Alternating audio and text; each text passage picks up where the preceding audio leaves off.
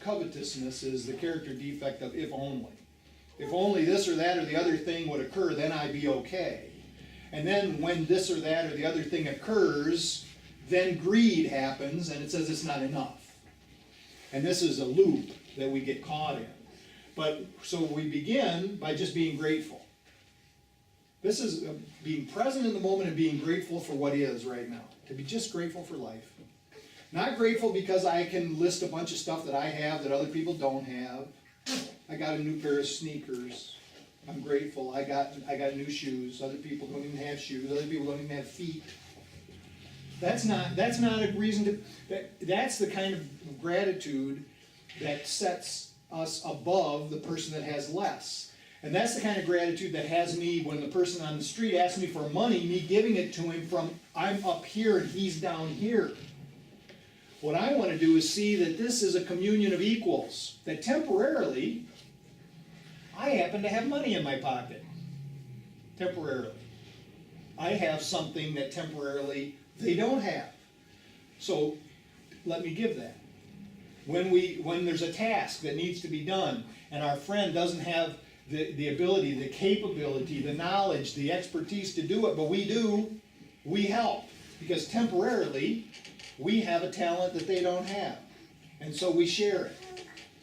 And this is not exchange, this is sharing between equals.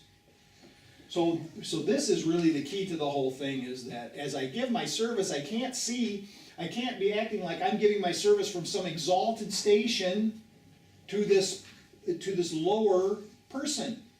That we're all of equal value, which is what we talked about last week, that we're all of equal value, and all I'm doing is I'm sharing what temporarily is mine. Knowing that they're going to share with me what temporarily is theirs. And it actually doesn't have to be this kind of thing where I give to that person and get some material thing back, or even a word. But that my giving turns into something that comes back, and who knows where that it's going to come back from. But for sure, this is what happens. When I see everyone in front of me as my equal, we share the light for a moment. And this will always happen, that we share love for a moment. So this image then needs to be complete when I talk about, you're going to go into a meeting that you're dreading. You're going to, you bless the room. You bless the room. Every person that comes in, you give them a blessing. See it in your mind. You're giving love to every person as they come in and gather around the table. But then also see, and this is really important, also see that they're giving you one. That they're giving you one. This is not a one-way exchange. This is a sharing among equals. So, the ability to respond correctly.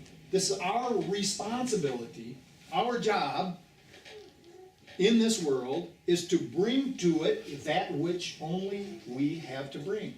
Because since we've separated ourselves from each other, we take a portion of these talents, and somebody else took a portion, and what we're going to do is we're going to come together and share our portions. We're going to share our portions together. And Jesus says, the poor will be with you always. And this is something that we need to understand, is that no matter how good we get at service, until the material world dissolves into the kingdom of heaven, which it will, there's always going to seem to be a disparity of riches.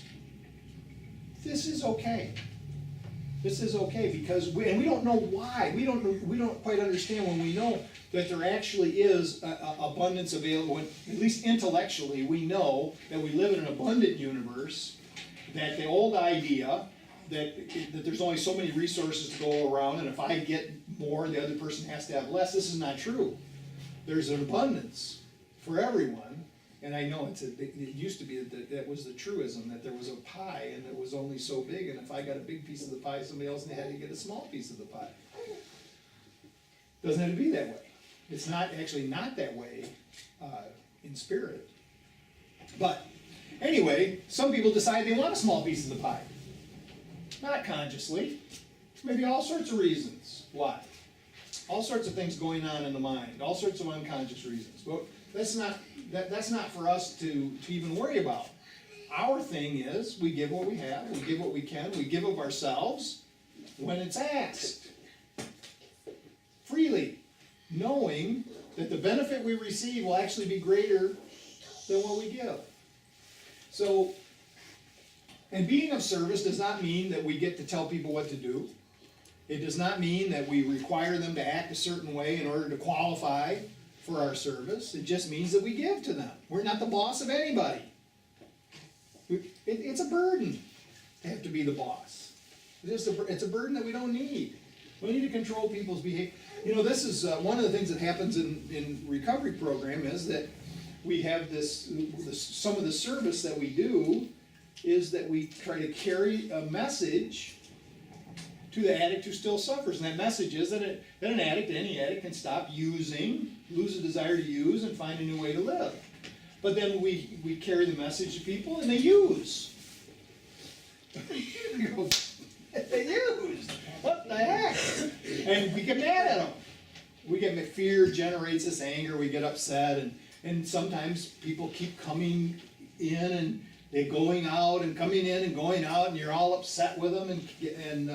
And one of the things is, one of the fears is that a lot of times people die. They don't get back. They die. And so you think you've got this severe, very severe consequence. Oh, is he okay?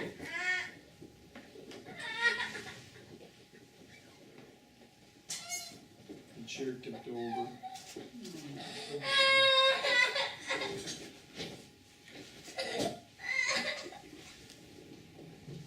So,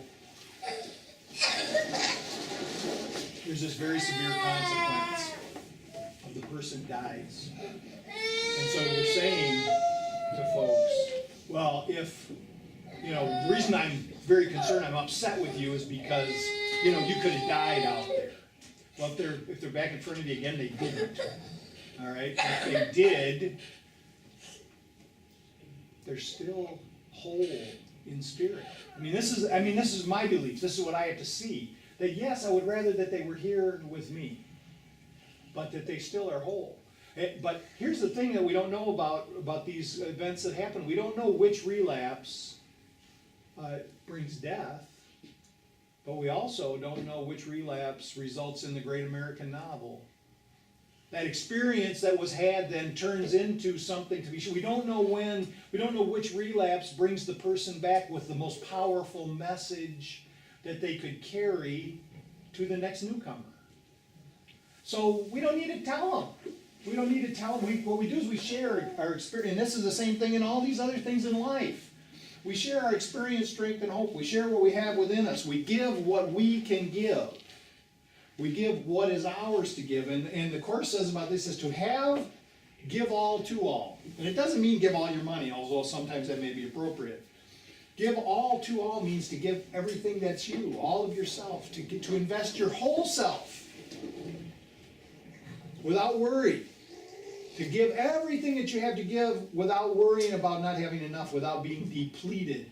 And I'm talking about from within now. To give all the love you have, knowing that it can never be depleted.